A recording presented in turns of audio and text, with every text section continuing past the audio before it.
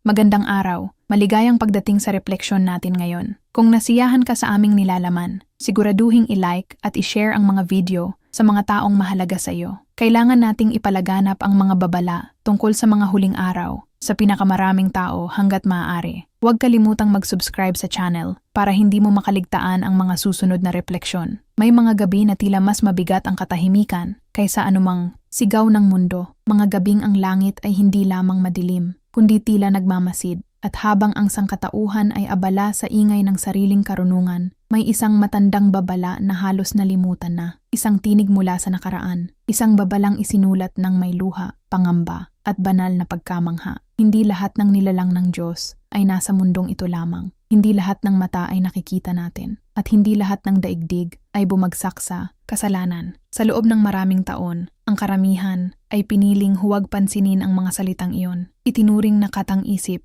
simbolo lamang, o bunga ng imahinasyon ng isang babae na nabuhay noong ibang panahon. Ngunit habang lumalalim ang kaguluhan sa lupa, habang lumalamig ang pag-ibig ng marami, habang ang tao ay higit na nagtitiwala sa sarili kaysa sa Diyos, ang mga nakasulat noon ay tila unti-unting nagiging anino sa ating panahon. Isinulat ni Ellen White sa mga unang sulatin, "Ang Panginoon ay nagbigay sa akin ng isang pananaw ng ibang mga daigdig. Binigyan ako ng mga pakpak, at isang anghel ang umakay sa akin mula sa lungsod patungo sa isang lugar na maliwanag at maluwalhati.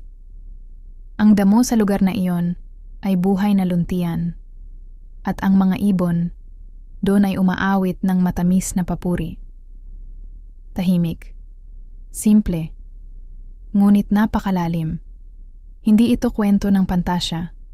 Hindi rin ito pagtatangkang aliwin ang isip ng tao. Sa kanyang mga isinulat, ang focus ay hindi kailanman ang pagtataka, kundi ang kabanalan ng may lalang, may ibang mga daigdig na hindi winasak ng paghihimagsik, mga nilalang na hindi kailanman lumayo sa kautusan ng Diyos. At habang ang lupa ay nalulunod sa karahasan, pagmamataas, at espiritual na pagkabulag, ang mga daigdig na iyon ay nananatiling tapat na saksi sa dakilang tunggalian sa pagitan ng liwanag at kadiliman. Ito ang bahagi na madalas hindi napapansin. Ayon sa mga isinulat ni Ellen White, ang kasaysayan ng sangkatauhan ay hindi lamang pinagmamasdan ng langit, kundi ng buong sansinukob. Isinulat niya sa "Ang ninasa ng lahat ng bansa." Ang buong sansinukob ay nakatingin sa tagpo ng pakikibaka. Ang buong sansinukob, hindi lamang mga anghel, kundi mga nilalang mula sa mga mundong hindi natin alam. At marahil iyon ang dahilan kung bakit tila napakabigat ng katahimikan sa ilang gabi, sapagkat habang ang tao ay natutulog sa espiritual na kawalang malay, ang sansinukob ay nananatiling nakatingin sa huling yugto ng kasaysayan ng lupa. At ang pinakamapanganib na bagay ay hindi ang kawalan ng kaalaman, kundi ang pagkawala ng banal na pangamba. Habang dumarami ang liwanag ng tao, tila lalo namang nawawala ang kanyang pagkilala sa kabanalan ng Diyos. At sa gitna ng modernong mundo, ang mga lumang babala ay unti-unting nalulubog sa ingay ng aliwan, pagnanasa at pagmamataas. Ngunit ang mga isinulat ay nananatili, tahimik, matatag,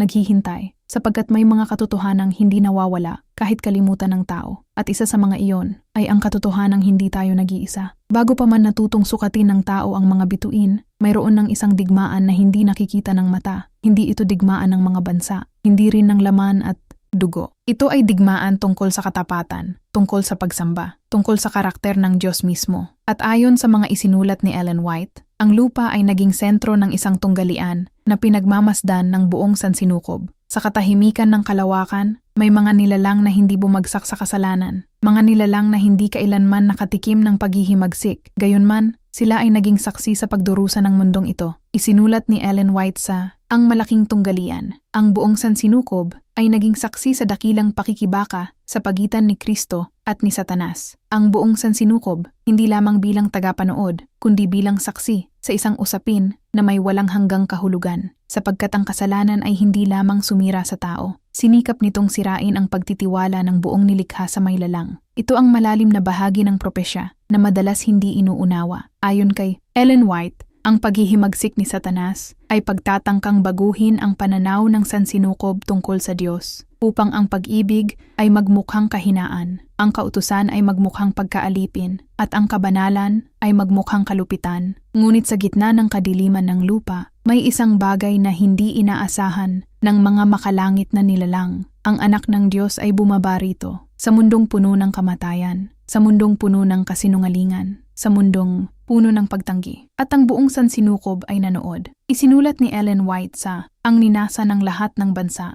Ang mga anghel at ang mga daigdig na hindi nagkasala ay nakamasid habang si Kristo ay naghihirap. May katahimikan sa mga salitang iyon na halos hindi kayang dalhin ng isip.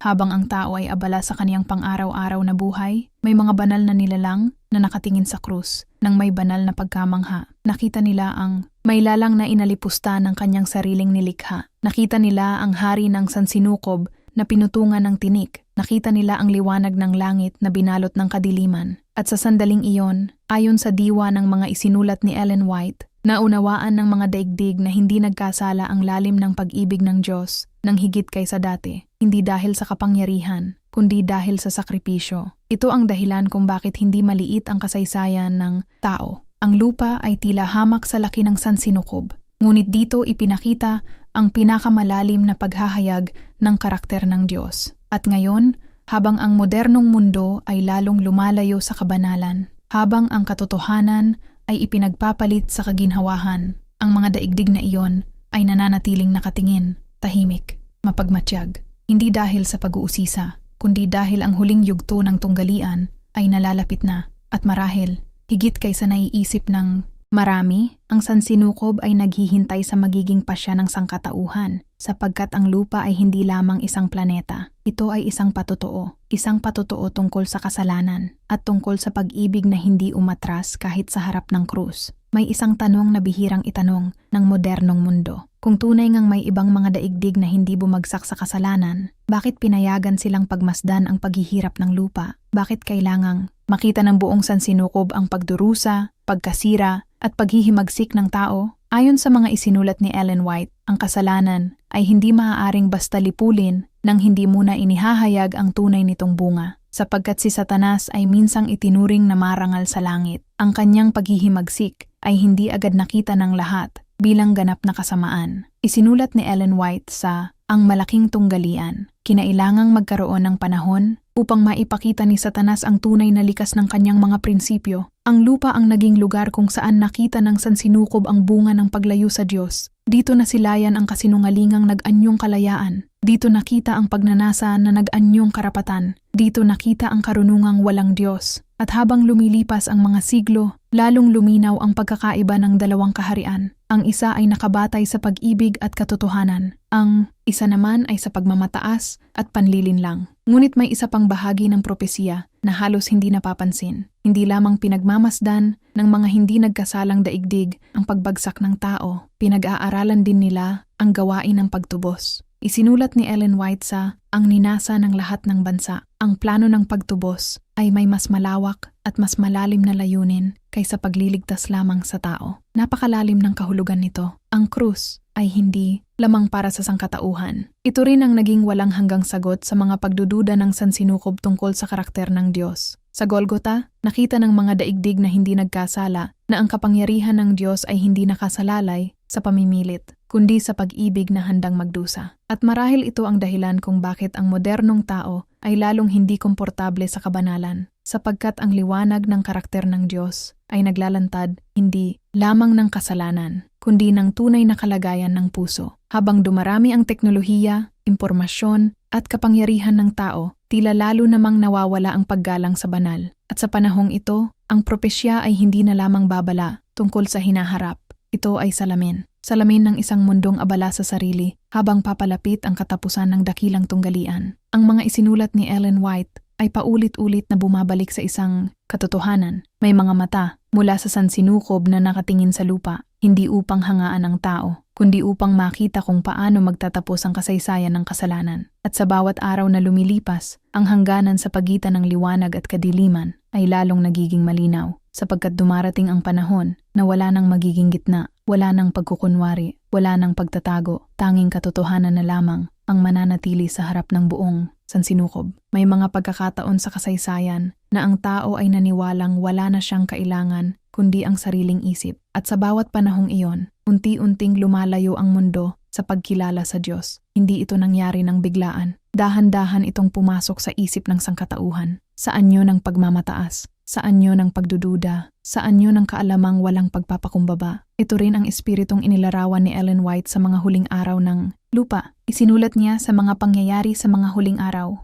Ang mga naninirahan sa lupa ay mabilis na pinapangkat sa ilalim ng isa sa 2 bandila, 2 landas, 2 kaharian, 2 espiritu, at habang papalapit ang katapusan, lalong nagiging malinaw ang pagkakaibang iyon. Ang mundo ay naghahanap ng liwanag, ngunit tumatanggi sa pinagmumulan nito. Naghahanap ng katotohanan, ngunit pinipili lamang ang katotohanang hindi bumabago ng puso. Naghahanap ng kapayapaan, habang lumalayo sa Diyos ng kapayapaan. Sa gitna ng lahat ng ito, ang mga isinulat ni Ellen White tungkol sa ibang mga daigdig ay tila mas mabigat kaysa dati, sapagkat ayon sa kanyang mga babala, ang sansinukob ay hindi lamang saksi sa pagbagsak ng tao, kundi sa huling pasya ng bawat kaluluwa. Isinulat niya sa mga patotoo para sa simbahan, kami ay isang palabas sa sanlibutan, sa mga anghel, at sa mga tao. Isang tanawin, isang halimbawa, isang patotoo. Ang buhay ng tao ay hindi kailanman naging hiwalay sa dakilang tunggalian. Ang bawat pagpili ay may espiritual na kahulugan. Ang bawat pagtanggi sa katotohanan ay may bunga. At habang ang marami ay abala sa mga bagay na pansamantala, ang mas malalim na realidad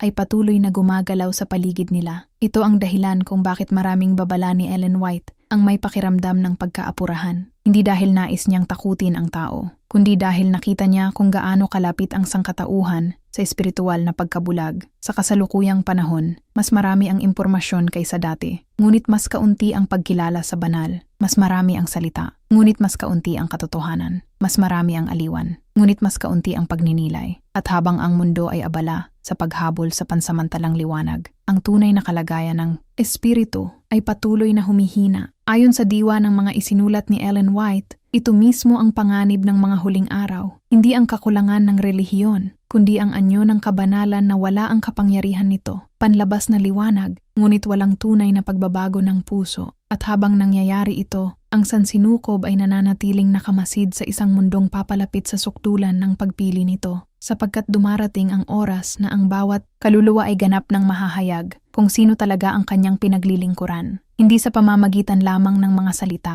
kundi sa pamamagitan ng karakter. Sa loob ng mahabang panahon, sinubukan ng tao na unawain ang sansinukob nang hindi kinikilala ang mailalang nito. Pinag-aralan niya ang mga bituin, sinukat ang kalawakan, nagpadala ng mga mata ng bakal sa kailaliman ng espasyo. Ngunit habang lumalawak ang kaniyang kaalaman tungkol sa universo, tila lalo namang lumiliit ang kaniyang pagkaunawa sa kabanalan. Ito ang kabalintunaan ng huling panahon. Nakikita ng tao ang milyon-milyong bituin, ngunit hindi niya makita ang sariling espiritual na kalagayan. At habang ang mundo ay nagtatanong kung may buhay sa ibang bahagi ng sansinukob, matagal nang may mga isinulat si Ellen White tungkol sa mga daigdig na hindi bumagsak sa kasalanan. Ngunit ang kanyang focus ay hindi kailanman pag-usisa, kundi pananagutan. Sapagkat ayon sa kanyang mga isinulat, ang lupa ay naging aralin para sa buong sansinukob. Isinulat niya sa ang mga palatandaan ng mga panahon. Ang makalangit na sansinukob, ang hindi nagkasalang nilikha ng Diyos, ay nagmamasid ng may matinding interes sa mga huling eksena ng malaking tunggalian sa pagitan ng mabuti at masama. May bigat ang mga salitang iyon. Ang mga huling tagpo, hindi simula, hindi gitna, kundi pagtatapos. Ayon kay Ellen White, ang kasaysayan ng mundong ito ay papalapit sa huling yugto nito habang ang karamihan ay nananatiling abala sa pansamantalang mga bagay. Ang tao ay nagtatayo ng mga kaharian, ngunit hindi niya namamalayan kung gaano kaikli ang panahon. Ang tao ay naghahanap ng seguridad, ngunit ang pundasyon ng mundo ay unti-unti nang nanginginig. Ang tao ay nagtitiwala sa sariling karunungan, ngunit ang espiritual na paningin ay lalong lumalabo. At sa gitna ng lahat ng ito, may isa pang katotohanang paulit-ulit na lumilitaw sa mga isinulat ni Ellen White. Hindi nakakalimot ang sansinukob. Ang paghihimagsik ng kasalanan ay nagdulot ng sugat na nakita ng lahat ng nilalang ng Diyos. At ang katapusan ng tunggalian ay magiging kapahayagan ng kanyang katarungan, pag-ibig at katotohanan. Ito ang dahilan kung bakit ang mensahe ng krus ay napakahalaga sa buong sansinukob. Hindi lamang nito iniligtas ang tao. Ipinahayag din nito kung sino talaga ang Diyos. Habang si Satanas ay nagpakalat ng takot at panlilinlang, ipinakita ni Kristo ang pag-ibig na handang magdusa para sa nilikha. At ito ang bagay na hindi lubos maunawaan ng makasalanang puso, sapagkat ang mundo ay sanay sa kapangyarihang nangingibabaw. Ngunit ang kaharian ng Diyos ay nahayag sa pamamagitan ng pagpapakumbaba. Habang ang modernong sangkatauhan ay patuloy na tumitingala sa mga bituin upang maghanap ng sagot, marami ang hindi napapansin na ang pinakamahalagang tanong ay hindi tungkol sa kung sino ang nasa labas ng mundo, kundi kung sino ang naghahari sa puso ng tao, sapagkat ayon sa mga babala ni Ellen White, darating ang panahon na ang tunay na katapatan ay susubukin. At kapag dumating ang sandaling iyon, walang maitatago sa harap ng sansinukob. Walang lihim na mananatiling nakakubli, walang maskarang mananatili, sapagkat ang liwanag ng Diyos ay naghahayag ng lahat kung ano talaga ito. May isang bagay na kapansin-pansin sa mga isinulat ni Ellen White tungkol sa sansinukob. Hindi niya inilalarawan ang ibang mga daigdig upang pukawin ang pagkamangha ng tao. Sa halip, ang bawat pagbanggit tungkol sa kanila ay tila paalala kung gaano kalayo ang mundong ito sa orihinal na layunin ng Diyos, habang ang tao ay nasanay sa kasalanan, karahasan, pagdurusa, at kamatayan. May mga nilalang sa ibang bahagi ng nilikha na hindi kailanman nakaranas ng ganoong kadiliman. At marahil iyon ang dahilan kung bakit napakalalim ng kahulugan ng pagtubos, sapagkat ang langit mismo ay tumingin sa lupa bilang lugar ng sugatang sangkatauhan. Isinulat ni Ellen White sa Ang Ninasa ng Lahat ng Bansa, sa pamamagitan ng pagbibigay ng kanyang buhay para sa buhay ng mundo, ibinuhos ni Kristo sa sangkatauhan ang agos ng pagpapagaling,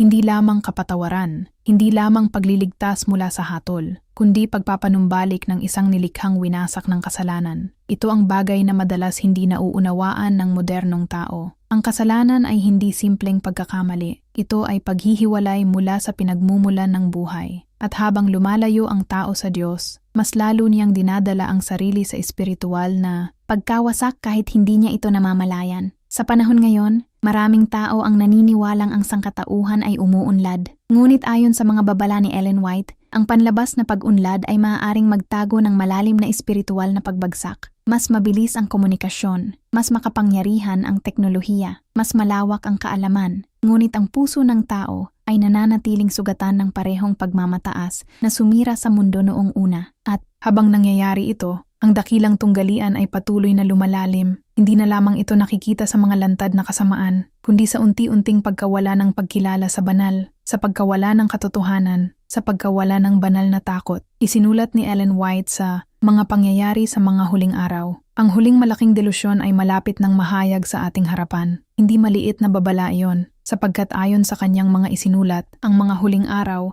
ay magiging panahon ng panlilinlang na halos hindi makikilala ng marami. At habang ang tao ay naghahanap ng mga sagot sa labas ng mundo, maaaring hindi niya napapansin na ang tunay na digmaan ay nagaganap sa loob ng isip at puso. Ito ang dahilan kung bakit ang mga hindi nagkasalang daigdig ay nananatiling interesado sa kasaysayan ng lupa. Hindi dahil espesyal ang tao sa sarili niyang lakas, kundi dahil dito nahayag ang lalim ng kasalanan at lalim ng pag-ibig ng Diyos. At habang papalapit ang wakas ng tunggalian, ang dalawang katotohanang iyon ay lalong nagiging malinaw sa harap ng sansinukob. Ang kasalanan ay humahantong sa pagkawasak, ngunit ang pag-ibig ng Diyos ay nananatiling matatag kahit ang tao ay paulit-ulit na lumalayo sa Kanya. Habang lumalapit ang kasaysayan ng mundo, sa huling yugto nito, may isang pagbabago na halos hindi napapansin ng marami. Unti-unting nawawala ang kakayahan ng tao na makilala ang banal, hindi dahil kulang ang impormasyon, kundi dahil nasanay na ang puso sa ingay ng mundo. Araw-araw, mas maraming tinig ang humihingi ng pansin ng sangkatauhan, mas maraming ideolohiya, mas maraming pangako, mas maraming anyo ng liwanag na walang tunay na pinagmumulan. At sa gitna ng lahat ng ito, ang espiritual na pandama ng tao ay unti-unting namamanhid. Ito ang panganib na paulit-ulit na binigyang diin ni Ellen White. Hindi lamang lantad na kasamaan ang magiging panganib ng mga huling araw, kundi ang mapanlinlang na anyo ng katotohanan. Isinulat niya sa Ang Malaking Tunggalian, sa pamamagitan ng dalawang malaking kamalian, ang kawalang kamatayan ng kaluluwa at ang pangingilin ng linggo, dadalhin ni Satanas ang mga tao sa ilalim ng kanyang mga pandaraya. Ayon sa kanyang mga isinulat,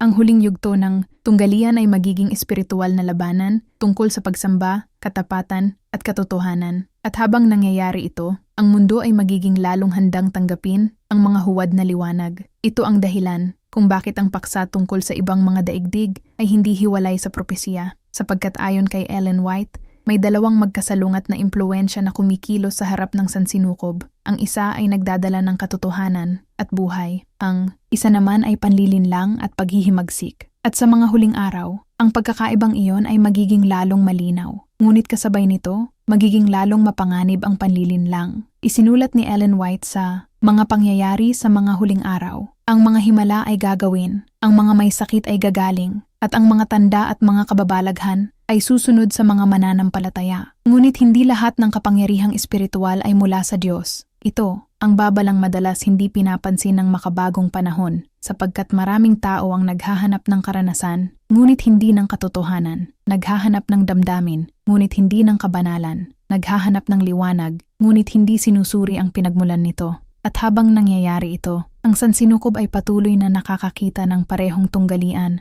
na nagsimula bago pa nilikha ang tao. Ang tunggalian tungkol sa pagtitiwala sa Diyos, sa karakter ng Diyos, sa kanyang salita. Ito ang dahilan kung bakit ang mga isinulat ni Ellen White ay may pakiramdam ng matinding pagkaapurahan, sapagkat ayon sa kanyang mga babala, darating ang panahon na ang panlilinlang ay magiging napakalapit sa katotohanan na marami ang malilinlang, at tanging ang mga tunay na nakakilala sa Diyos ang mananatiling matatag, hindi dahil sa talino, hindi dahil sa kapangyarihan, kundi dahil ang kanilang puso ay nanatiling tapat sa liwanag ng katotohanan habang ang mundo ay naliligaw sa huwad na liwanag. May isang dahilan kung bakit ang mga huling babala ng propesya ay tila mabigat sa damdamin. Hindi lamang dahil nagsasalita ang mga ito tungkol sa paghatol, kundi dahil inilalantad nila kung gaano kalayo ang tao sa Diyos habang iniisip niyang siya ay ligtas. Ito ang trahedya ng mga huling araw, hindi ang kawalan ng relihiyon, kundi ang relihiyong walang tunay na pagbabago. Panlabas na kabanalan, ngunit pusong malayo sa may lalang. Isinulat ni Ellen White sa Mga Aral ni Kristo. Sa isang krisis na bubunyag ang pagkatao. At ayon sa kanyang mga isinulat, ang lupa ay mabilis na papalapit sa sandali ng krisis na maghahayag ng tunay na kalagayan ng bawat kaluluwa. Sa mga panahong iyon, ang mga bagay na itinago ng tao ay mahahayag. Ang tunay na katapatan, ang tunay na pagsamba, ang tunay na pinagmumulan ng pagtitiwala. Habang ang marami ay naniniwalang ang propesya ay tungkol lamang sa mga pangyayari sa hinaharap, ipinakita ni Ellen White na ito rin ay tungkol sa kondisyon ng puso. Sapagkat bago bumagsak ang isang tao sa panlilinlang, unti-unti muna siyang nawawala ng pag-ibig sa katotohanan. At habang ang sangkatauhan ay lalong umiibig sa kaginhawahan, aliwan, at sariling pagnanasa, ang kakayahang makinig sa banal na babala ay lalong humihina. Ito ang dahilan kung bakit napakaraming tao ang hindi nakakakita sa lalim ng dakilang tunggalian. Nakikita nila ang politika, nakikita nila ang kaguluhan ng mundo, nakikita nila ang pagtaas ng takot at kawalan ng katiyakan. Ngunit hindi nila nakikita ang espiritual na digmaan sa likod ng lahat ng ito. Ayon kay Ellen White, ang sansinukob ay nanonood habang ang lupa ay papalapit sa huling paghaharap sa pagitan ng katotohanan at kasinungalingan. At sa gitna ng lumalalim na kadiliman ng mundo, may isang katotohanang hindi nagbabago. Ang karakter ng Diyos ay mananatiling banal, matuwid, at puno ng pag-ibig. Ito ang bagay na pinagdudahan ni Satanas mula pa noong simula, at ito rin ang bagay na sinikap niyang itago sa isip ng tao. Isinulat ni Ellen White sa Ang Ninasa ng Lahat ng Bansa, ang lupa ay nagdilim dahil sa maling pagkakilala sa Diyos.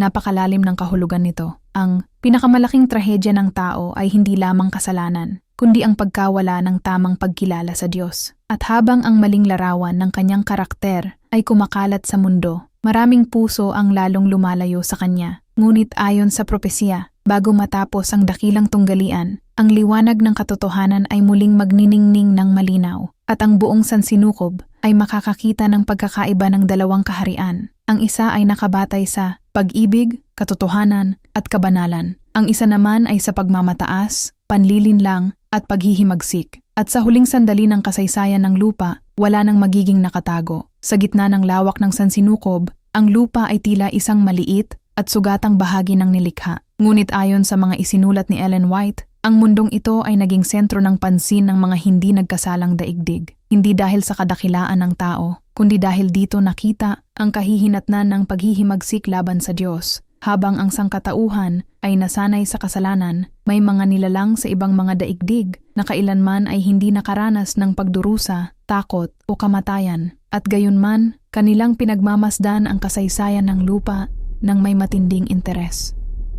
Isinulat ni Ellen White sa Ang Ninasa ng Lahat ng Bansa.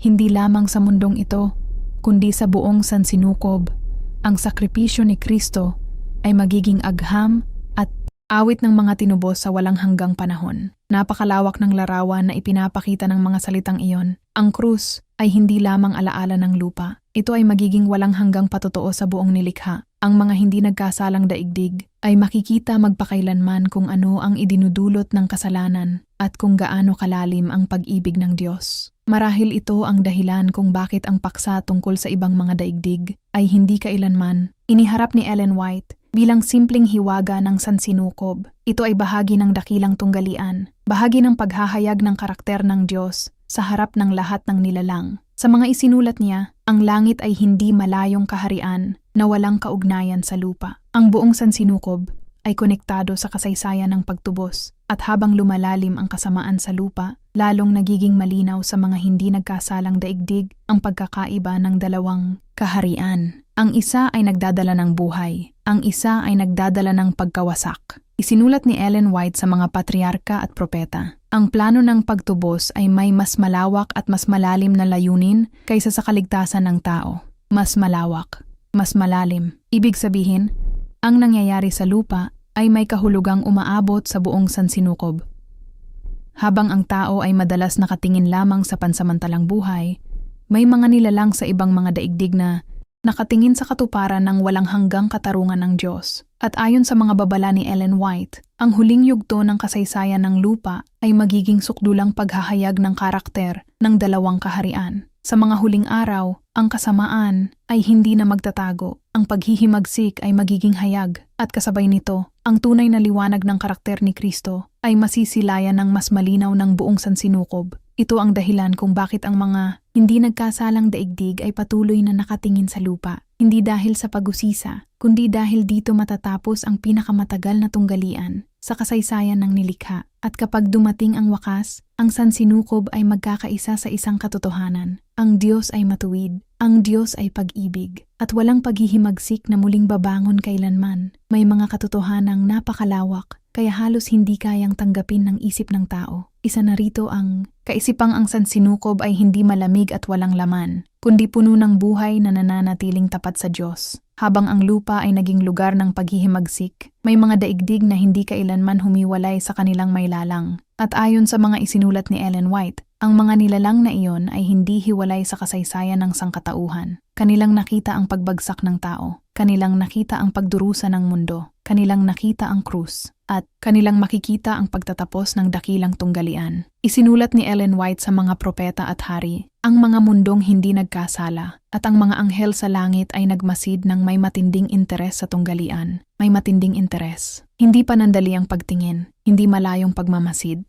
kundi malalim na pag-unawa na ang nangyayari sa lupa ay may walang hanggang kahulugan para sa buong nilikha. Ito ang bahagi ng propesya na madalas nalilimutan ng modernong mundo. Habang ang tao ay nakatingin sa sansinukob na tila ito ay walang direksyon at walang layunin, ipinakita ni Ellen White ang isang sansinukob na buhay, may kaayusan, at nakasentro sa karakter ng Diyos. Ngunit kasabay nito, ipinakita rin niya ang bigat ng kasalanan, sapagkat ang lupa lamang ang naging lugar kung saan ipinako sa krus ang anak ng Diyos. Ang mundong ito ang naging saksi sa sukdulang anyo ng paghihimagsik. At dahil dito, ang kasaysayan ng lupa ay naging aral para sa walang hanggang panahon. Habang lumilipas ang mga taon, tila lalong nalulunod ang sangkatauhan sa sariling pagmamataas. Ang tao ay nagtitiwala sa siyensya, ngunit hindi sa kabanalan. Naghahanap ng buhay sa kalawakan, ngunit hindi hinahanap ang Diyos na lumikha ng buhay. At sa gitna ng lahat ng ito, ang mga lumang babala ay nananatiling totoo. Ang problema ng tao ay hindi kakulangan ng kaalaman, kundi paghihiwalay mula sa mailalang. Isinulat ni Ellen White sa Ang Mga Gawa ng Mga Apostol, sa lahat ng nilikha ay nahayag ang maskara ng manlilinlang. Darating ang panahon na ang tunay na likas ng kasamaan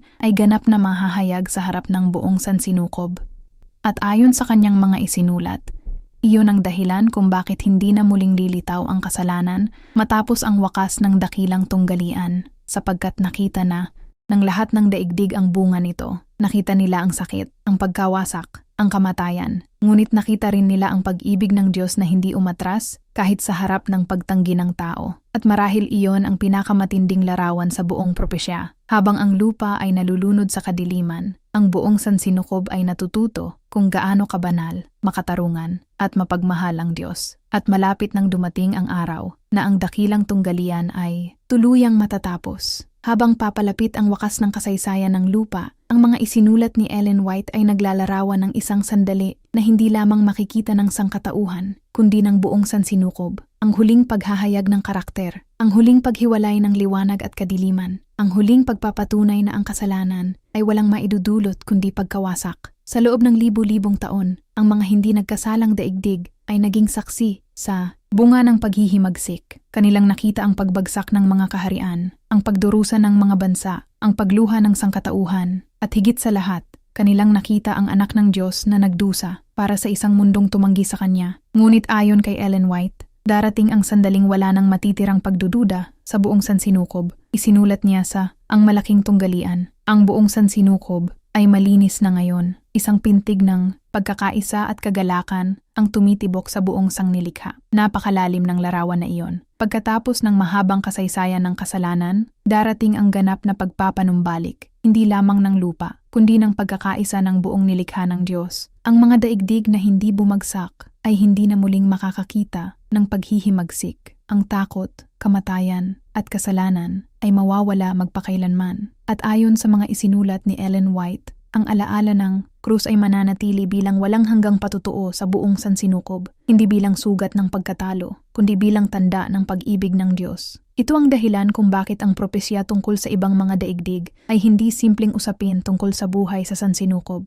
Ito ay paghahayag ng dakilang layunin ng Diyos, ang pagpapanumbalik ng kaayusan, ang ganap na pagkatalo ng kasamaan, at ang walang hanggang katiyakan na hindi na muling lilitaw ang kasalanan. Habang ang modernong tao ay nabubuhay na tila walang direksyon ang kasaysayan, ipinakita ni Ellen White na ang lahat ay papunta sa isang huling katuparan. Ang dakilang tunggalian ay may katapusan, at kapag dumating ang araw na iyon, ang buong sansinukob ay magkakaisa sa pagkilala sa Diyos. Isinulat ni Ellen White sa Philippians 2:10-11 na binanggit niya sa ang pagnanasa ng mga panahon, at sa pangalan ni Jesus ay luluhod ang lahat ng tuhod ng mga nasa langit at ng mga nasa lupa at ng mga nasa ilalim ng lupa, at ipahahayag ng lahat ng dila na si Hesukristo ay Panginoon sa ikaluluwalhati ng Diyos Ama. Lahat ng tuhod, lahat ng dila, lahat ng nilalang, mula sa mga daigdig na hindi nagkasala hanggang sa tinubos na sangkatauhan. At sa araw na iyon, matatapos ang pinakamahabang tunggalian sa kasaysayan ng sansinukob,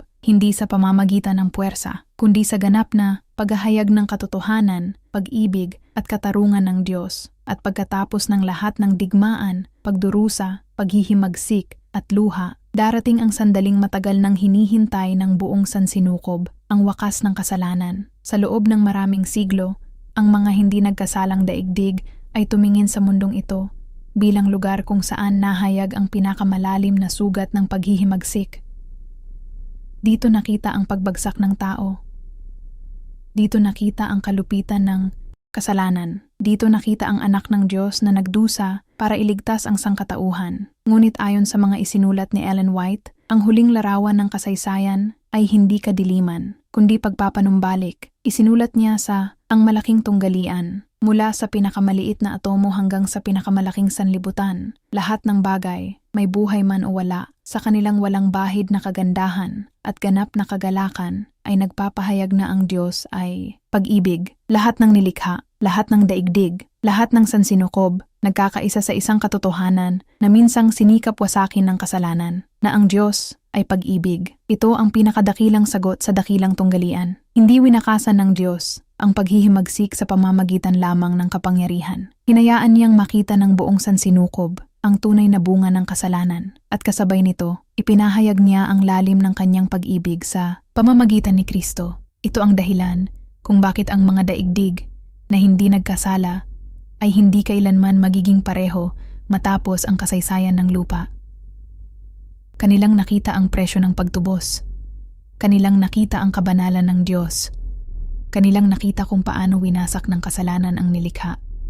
At kanilang nakita kung paano nanaig ang pag-ibig ng Diyos laban sa kadiliman. habang ang modernong mundo ay abala sa paghahanap ng kahulugan sa sarili.